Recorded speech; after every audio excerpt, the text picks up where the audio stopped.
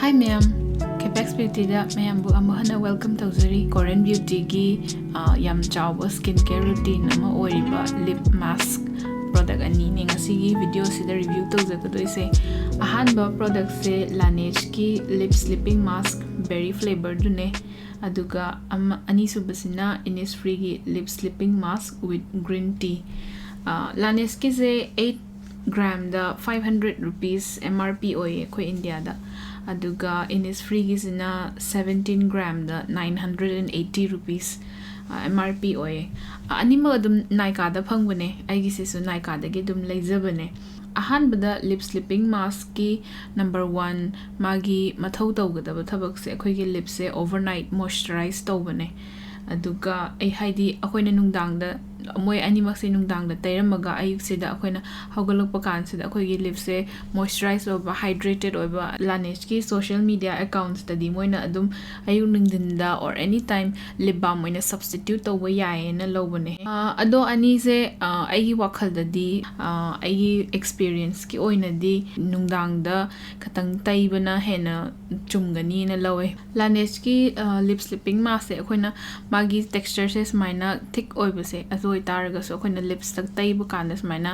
magi melt tawgiba se aduga sidai sida smaina hint of pink oina uri se sisidi haidi tinted oiba pot ti animak nate haidi LANEIGE su tinted oide aduga atopa ama aina kon video sida haptaraka doiba Innisfree sisu tinted oiba amta nate aduga LANEIGE ki lip mask se specially aina sum yengjabada aina sizinabada ma se lip plumping mangonda kaino kitang yawe ko scrub phajana tawraba aduga lip mask sina phajana tawraga hayeng ayuk se tumba hogalak pakan akhoi lip se am kai haini am soft oiba adi pura moisturized oiba aduga lip kitang lip se kitang plump oina uba akhoi hajikan di review ka sum am leibanina aina atopa India da kari option leige na sum yengbada another Korean beauty brand akhoi India se su phajana chatnaba aduga Naika da su phajana phange Innisfree gi su lip sleeping mask se sise aina try tawjabane sise ani thokpane amana canola oil duga aduga sigi green tea siga ado ani se compare tawba kanda kaino se Innisfree gi texture sina kitang thick oiba compared to LANEIGE ko aduga LANEIGE ki manam sina pura berry oibagi akhoi gi hai gi manam tang nushibado adumaina tawe aduga Innisfree ki sina kitang consistency da su thick oye aduga manam se kitang pleasing oide hai tare ko ado masu same ne moisturization phajana piye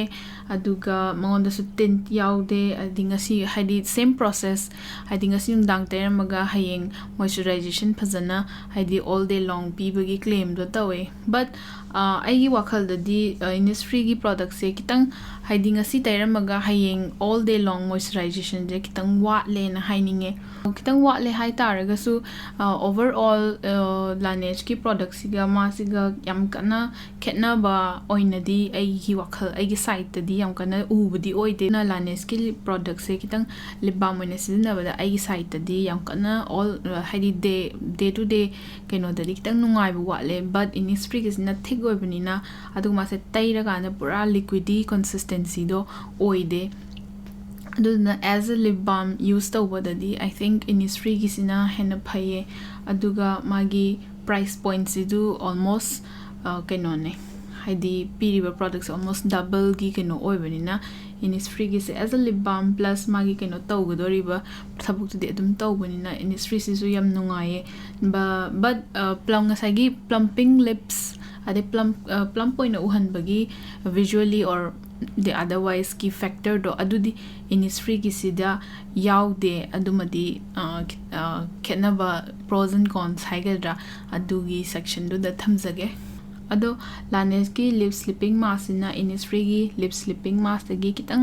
henba haigadra adugi aigi site tagi point ti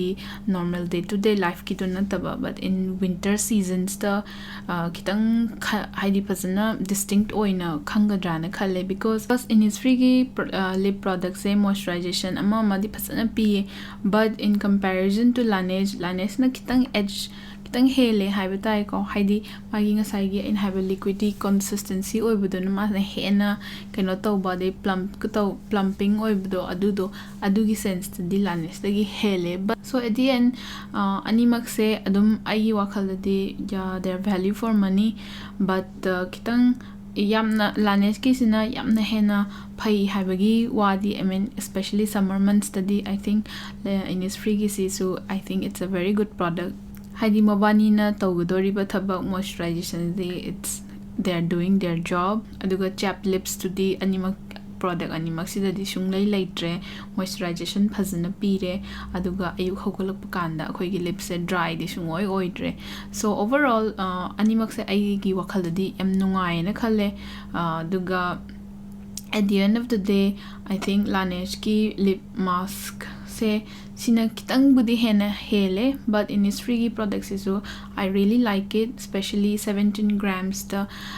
it's less than 1000 rupees, so it's a very good product and adum I recommend adum tawzaninge. Aduga haidi magi kitang hoi magi mitang I am recap tawbada mai kitang manamdo adudi kitang nungai taba. Aduga maybe mi kharana di magi consistency je yam thick oi na haigadra, but aina sizinabada di adum I really like it. Adum mayam kamain tawge haibiro sizinaba yardi comment adum kai tawge do haibiro ngasi gi video se aduga product review se ngasi gi sida lashinjarage. Bye.